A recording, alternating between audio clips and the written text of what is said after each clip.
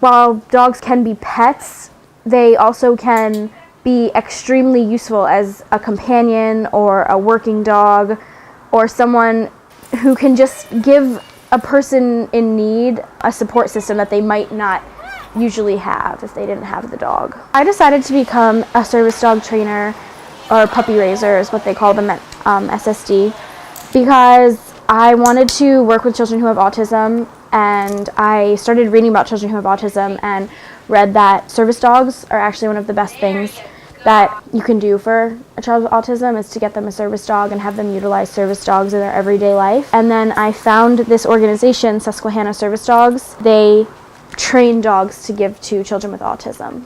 I really wanted to be able to help them, and I learned about the troubles in the school district that I lived in high school and how they handled children with autism, and so I really wanted to be able to change that.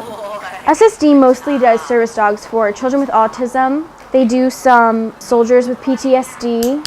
They do balance dogs for the elderly. A lot of them are mostly self-sufficient, but having the dog in their life, I know that SSD gets emails all the time about how the dog has really changed their life and really made them 100% mobile or accessible, in their everyday lives instead of 80%. I think it's just a really good thing to be able to see that a dog, especially because so many people love dogs and, so many people have them as pets, that when you think about it, the fact that they can actually truly help people, I think that it's a really amazing thing. They're not just used as seeing eye dogs. I have so many people who come up to me and say, oh, so he's going to, help someone who's blind. And I say, well, no, because dogs can be used for so many things that people don't even think about.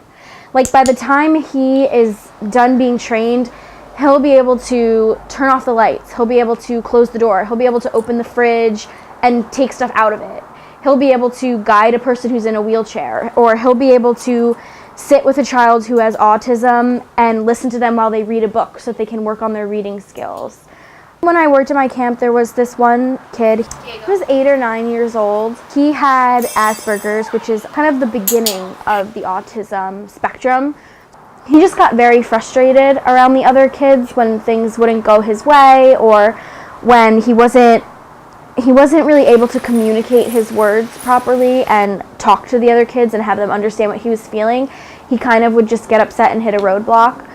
And he kind of became one of my buddies at camp. It was really incredible to me that he wanted so badly to be like the other kids, and he mostly was just like the other kids. He's really one of the kids that I always think of when I'm raising Diego. I think that he didn't have a service dog, and I think that instead of making him feel like he was standing out for having a service dog, I think that I would have made him be able to blend in more. That's kind of just always been my drive, is I think that giving a service dog to a child with autism really exponentially helps to improve their life. Having a dog to, read to, or just to sit with and talk with, because dogs always seem like they're listening to you. Stand up.